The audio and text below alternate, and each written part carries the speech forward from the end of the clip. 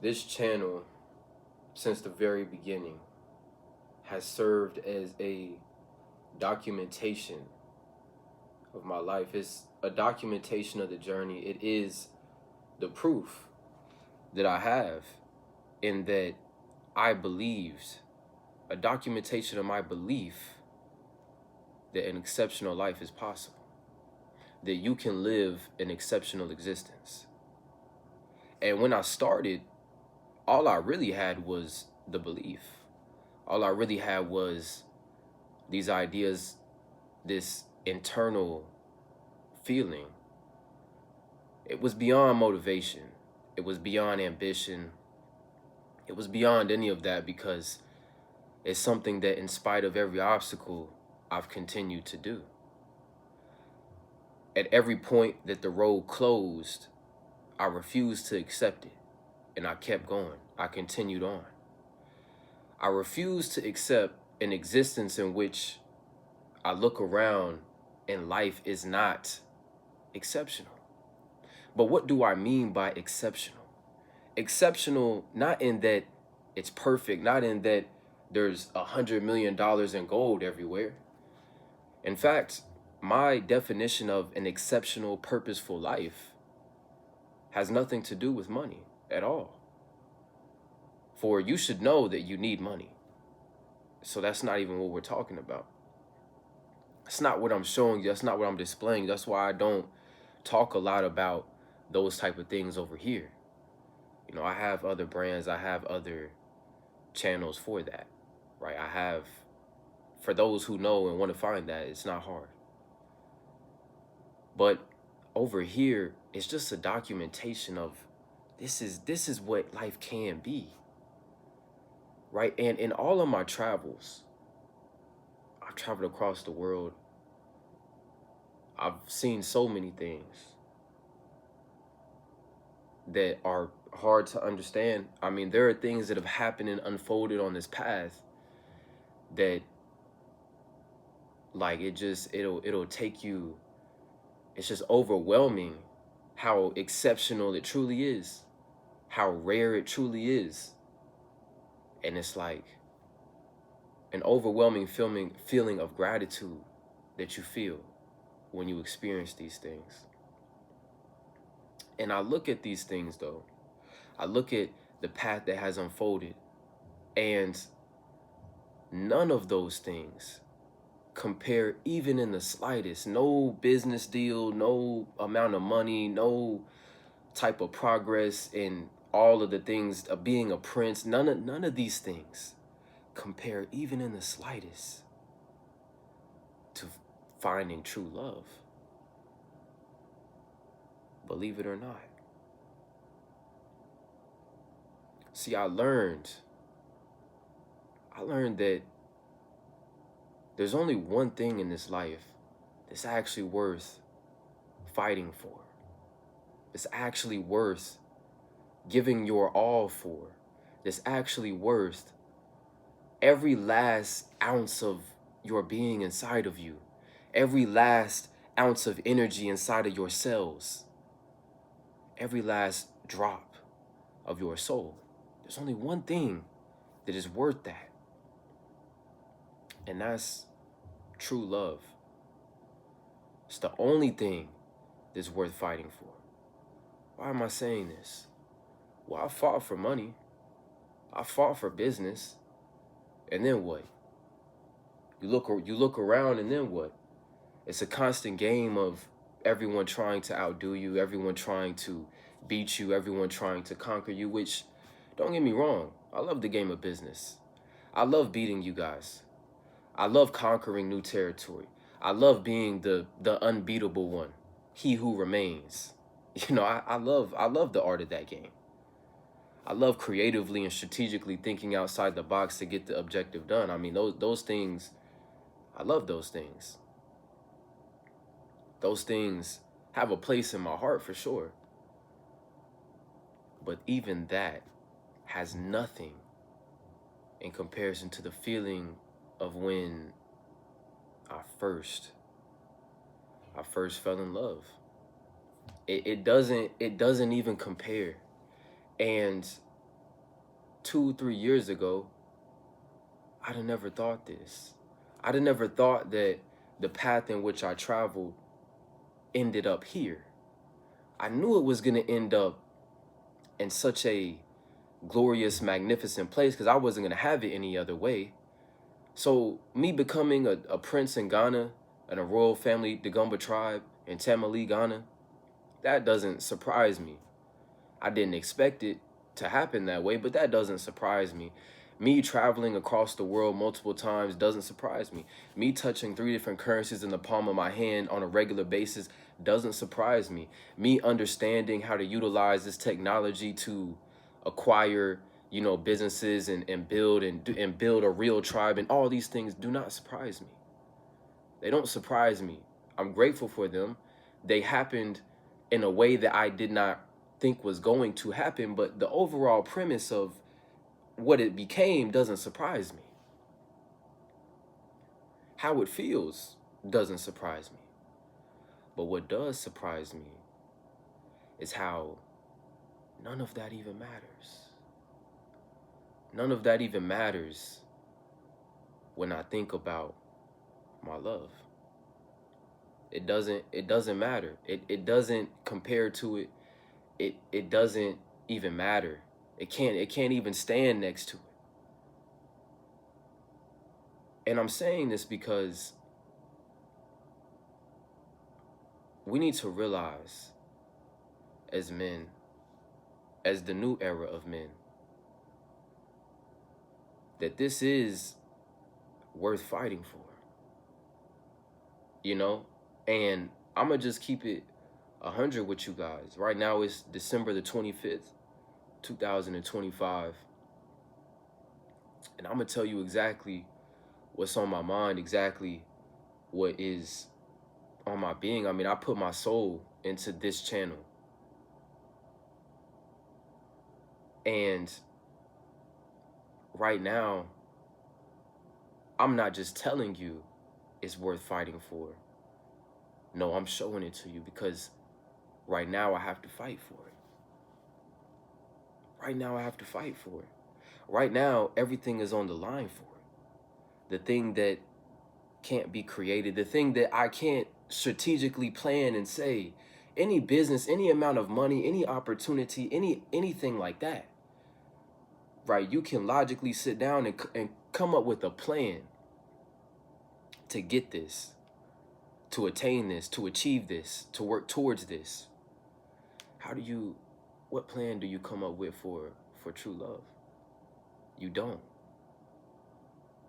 You don't. That's a purely spiritual endeavor. Now, there are things that can be done spiritually, and I'll discuss that at a later day. But overall, like, you can't create it in the way that you can create other things. And so I gotta fight for it right now. It's on the line right now in my life. And up until this point, I thought that I was going hard. Like I thought that I was giving my all to business. I thought that I was giving my all to this life. I thought I was giving my all to you guys. And when I come through with these videos and the leading that I do in this. But the truth is that there was a lot left in the tank. There was a lot left in the tank because this is the first time in my life that I'm actually fighting for something. That I'm actually standing for something in this way. And to me, it doesn't matter what the outcome even is. Because whatever the outcome is, this is something that's worth fighting for. In spite of the consequence that may be attached to it, in spite of the mockery that may be attached to it, in spite of the stress that you'll have to go through that may be attached to it. this is the only thing that I have found that's actually worth fighting for. And a lot of people will say, well, business and yourself is worth fighting for, and this and that and that. But it's like when you get to what I'm saying right here, you really understand and realize what fighting looks like and what it don't look like. See, fighting in this life, pay attention. Fighting in this life looks like it's not as deeper than I just don't take no for an answer. No, it's I'm about to bend reality to the will in which I express right now. I'm about to bend reality. So it's deeper than just, I hope this works out and this, no. We're, at this point, we're beyond that. We're beyond this logical deduction of that. We're in a whole different part of our being. And I'm about to bend reality to the will of that which I feel right now. There's nothing that will stop me from achieving this, from attaining this. There's nothing that will stop me from what I'm getting after right now. That is truly fighting for something. And you'll see mothers, talk about this, because there's nothing, love, I told you guys, there's nothing in comparison to a mother's love either. A true mother, though all mothers don't really have that, we're just going to be honest, but a true mother. There's nothing they can compare to that. You'll see them say that nothing mattered to them but taking care of that child. I think same is true for a man when you really come across a woman that you love. Like, you've fallen in love with her on a spiritual level. The same supernatural abilities that bring out of that mother for the child's love, it exists in us too, for the woman that we truly love. And that's really fighting. If you look at, because I just can't help myself. I'm a researcher, I'm a philosopher in many ways, though I don't hold that title. So I analyze it from various perspectives, right, on what's going on in my life right now. Everything is on the line right now. And in spite of it being on the line, there's only one thing that actually matters, to me, at least. And that one thing is being with my wife. That's the only thing that matters. All this other stuff, I can dominate at any given point in time. But being with her is what matters the most. And when I look at it for what it is, right, because typically when you're in times of trials, right, all of us do it, you're like, well, why is this happening? Why is this happening to me? What is going on? Well, I'm doing the right things. I'm following the program. Some of my students come to me and say, I'm following this, I'm following that. And this video really is for my students to show, like, I go through things too. And so when we look at what is happening, I said, let me just ponder in it for a minute. So then I remembered in the movie The Matrix, right, when Neo is in the program, they've been telling him he's the one. You're the one. You're the one. And he's like, no. He doesn't understand how to be the one. He tells him, free your mind. He can't free his mind. We get all the way to the end, and he's faced with the agent. The agent kills him, shoots him. But Trinity, the woman that he loves, is on the outside of the program, and she's talking to him, and she says, the Oracle told me that I would fall in love with the one. And I love you. So you're the one. You can't be dead. And then she kissed him, and he woke up in the program, put his hand out, he's stopping bullets, he's defying what we believe to be possible. All for what? What was the root of that, though? The love that he had for her. Even in the last movie, when they start really talking to the architect, the architect told him the whole thing is a program. And we realized we could get so much more energy from the love that him and Trinity had, their love story. Because he chose her every time instead of saving the people. And so when we look at what's just like, sometimes the truth of things, in fact, I'll just go ahead and say it, I've learned that all the answers that you're looking for everything, are right there. They're in plain sight. All the secrets that you guys think that you need, and don't get me wrong, you most certainly, for some secrets, for some information, you most certainly have to travel. You got to be willing to go through it to get to it. I've done it, so I know. Only for me to sit down with this 100-year-old man and him tell me something that's been in plain sight my whole life as the answer. And it's mind-blowing, but you'd have to experience it to know what I'm saying. But trust me, a lot of the answers you seek are seeking you, number one, but also it's in plain sight. And so, you know, what is this teaching us? What is this telling us? Let's take the story of Osiris and Isis. When Osiris became a god in the Egyptian stories, you know, he was a ruler, he was a king. Envious people killed him. But his wife, Isis, loved him so much, she called on the elder gods in the story. And the god Thoth appeared.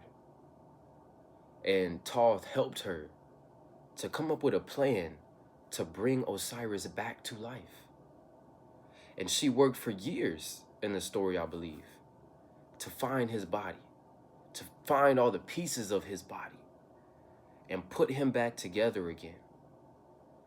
And the love of that elevated him to such a status in divinity.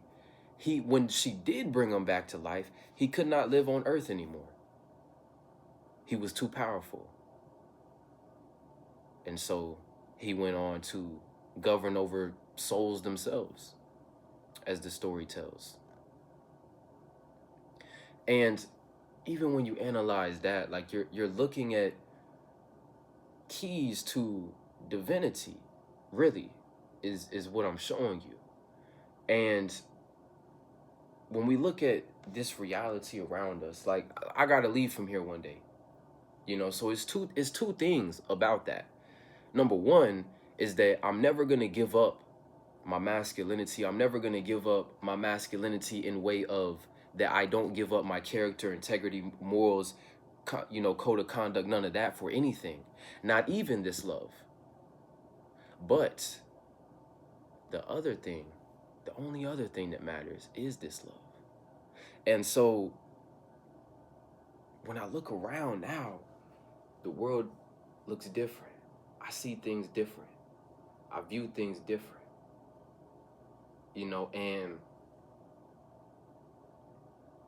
I stand on the fact now that there's only one thing that is worth fighting for. And it's that. I think that many of you, you know, and thankfully not me, you know, but that's why I'm sharing this with you. I think that many of you have been tricked out of this superpower. And yeah, it hurts. It hurts, most certainly. And I'm not telling you guys to go out, you know, because people misunderstand these type of messages, and they'll go out tomorrow and be like, this person is my soulmate, just because that's what you want. You know, typically the women get judged for this, but I see men, you do this too. This is, you know, because you want to force it and make it be that. I'm not talking about that. What I'm talking about is it's a certain type of love that you come across. Because the truth be told, I've been with other women in life.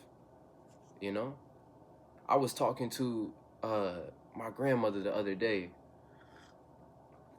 and I was just joking with her, and I was telling her I had never had a girlfriend before, which she knows that's not true. But she was like, nobody would even believe that if you said that. You know, look at how you look and carry yourself. And man, I thought that was funny. But nonetheless, right, it's not the first person. It's not, you know. So I've thought, be honest, I've thought that I loved people before. But no. Not like this. Not like this. And I'm only saying that to give you a clear understanding of what I'm saying right now. Not like this. Not like this. Like when you encounter this, you know that it's this. It's not mistakable for anything else. And it creates urgency. Not rushing, but it creates urgency.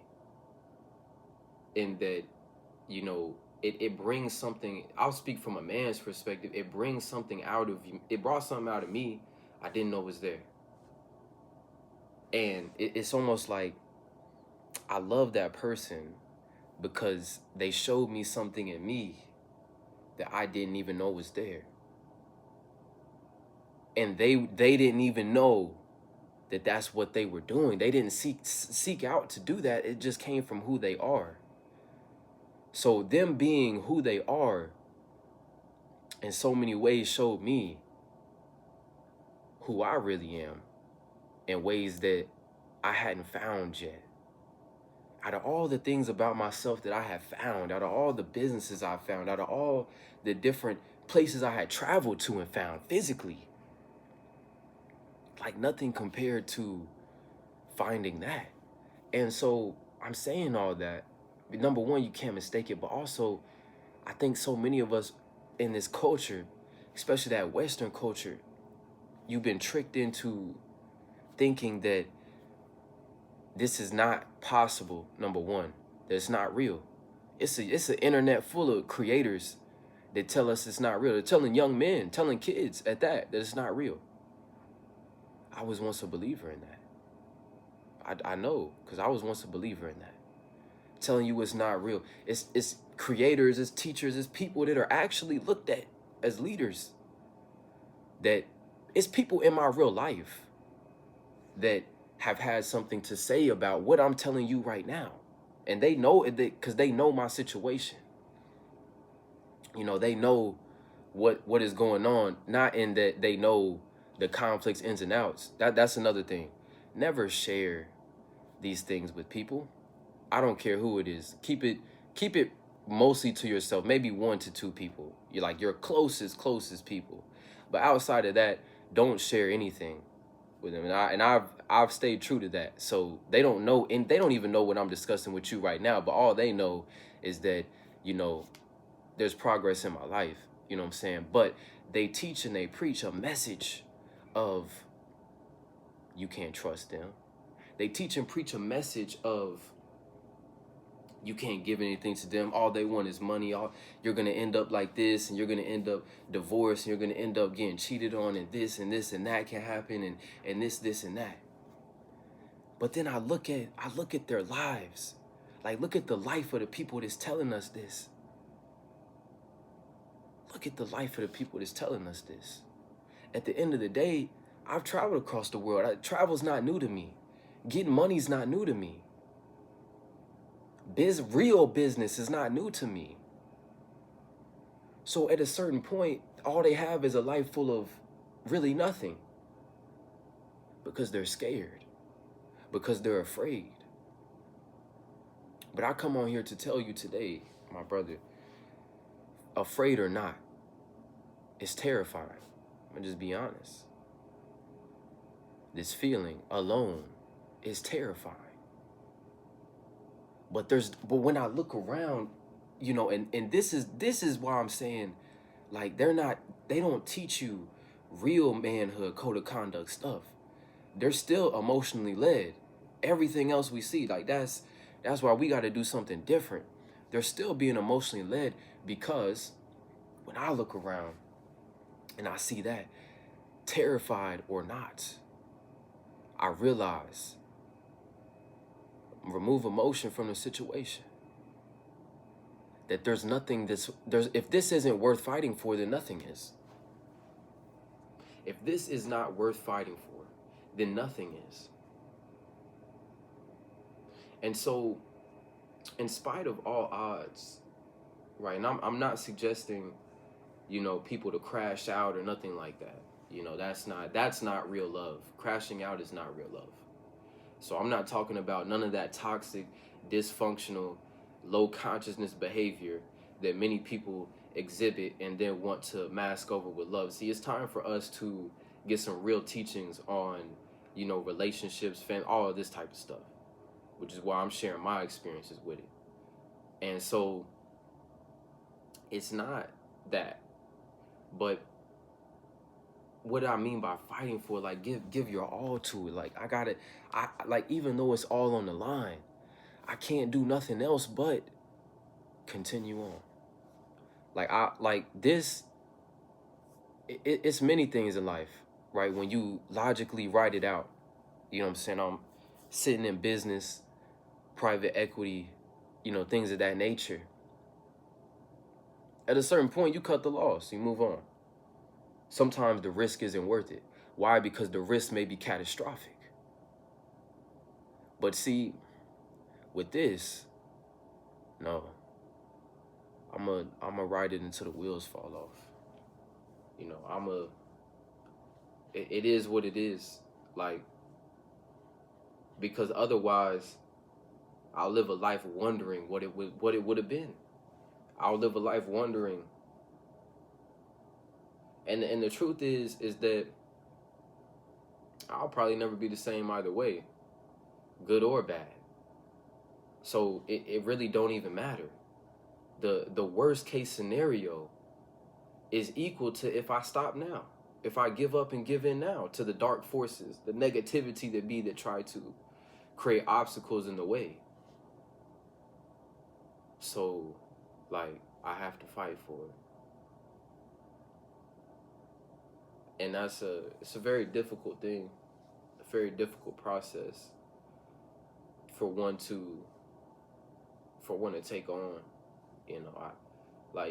It's not for the weak, which is why many people don't have things that are admirable. They don't have, a good marriage. They don't have good businesses. They don't have, a good solid foundation in themselves as a man, because all these things are hard to attain. Because it's not that the process of those things is hard within and of itself. It's that when you try to develop positively, you get attacked. So it's not for the weak.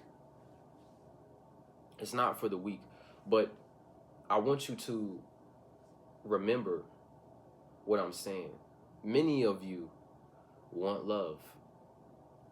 The truth be told, I'm an advocate for that. In fact, I think that you should fight for it. I think it's the only thing worth fighting for at this point in my life.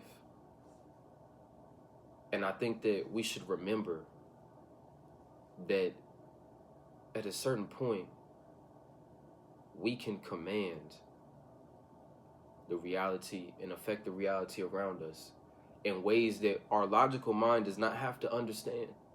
The same way that it doesn't make any sense as to why Trinity telling him that she loved him is what activated him in that way, to do something supernatural, to do something that is going against what we think reality is. But remember, reality simply, the rules that are written about this is nothing more than a combination and a collection of other people's ideas, opinions, and experiences. At any given point in time, the Creator can decide to bend that expectation, to fit what he wants to give you or what he wants you to be, what you've been blessed to be. And so we shouldn't forfeit that power easily. We shouldn't give it up to this domain. That's something that I'm going to have to hold on to. And it is what it is. However it turns out is however it turns out, you know, and these are things that we have to continuously push through. You know, you have to push through the doubt. You have to push through, you know, sometimes things don't look, you know, when you look around, it's not looking too promising. You know, it's not looking too good. But all of that can change in 1 second. In just 1 second, all of that can change. But it becomes about what is going to make you realize. What is going to make you realize that is possible, that it has to be? What is going to make you realize that a miracle can be done? And I think for a lot of people, when you listen to their stories, it's love. The love of something. It might not be the love of being in love with a woman. That's some people's experience. That seems to be mine. It might be the love of a child. It might be the love of your mother. It might be the love of someone or something else. Or for some people, it might just simply be the love of the Creator. I think in truth, it's a combination of those things. I think that, you know, you can learn how to harness the power that this thing called love provides. Because love is really a hard thing to even understand. What is it? No one's in control of it. It just happens. You can't say when you fell in love with that person. At this exact moment, I fell in love with that person. You can hardly explain it. The same is true for the child. Same is true for mother, father. Same is true for grandmother. Same is true for the Creator. It's not an explainable force. So love within and of itself, for those who want to debate with me, or rather try to go back and forth with me and be like, miracles don't happen that way and supernatural things don't happen. Well, love itself is supernatural because you can't really explain it. You can't really explain what it is. I mean, scientists even have a hard time with all of their logical deductions and papers and books and technology. They have a hard time explaining what love is on a biological level. So for those who resonate with that, it's barely explainable there. So love itself is supernatural. It's a supernatural energy. It's a supernatural force. True love is. Now there's other forms of love, but we're talking about that true love. You don't know, you can't say when it happened, you have no control over it.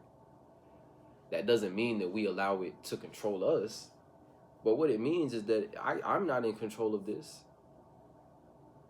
I'm in control of my conduct, so I'm still the same man, no matter how I feel. But I'm not in control of this. I didn't choose it. It came into being. It chose me. It chose her. For whatever reason that it did. So like, it's supernatural within and of itself. Really, really think about what I'm saying. So what do you think is supposed to happen when you encounter something like this? And let's think about why it's so heavily attacked. It's so heavily attacked because it's already supernatural. If you're in love truly, you're already in a supernatural experience. It should break the limitation of your mind to think that you can't do anything in this life if you so decide. That is within what is right and wrong, you know. And It's already supernatural. But for those out there who find themselves in a similar situation, who knows, you might view this piece of content, 10, 20, 30 years from now. It remains true still. It could be 100 years from now.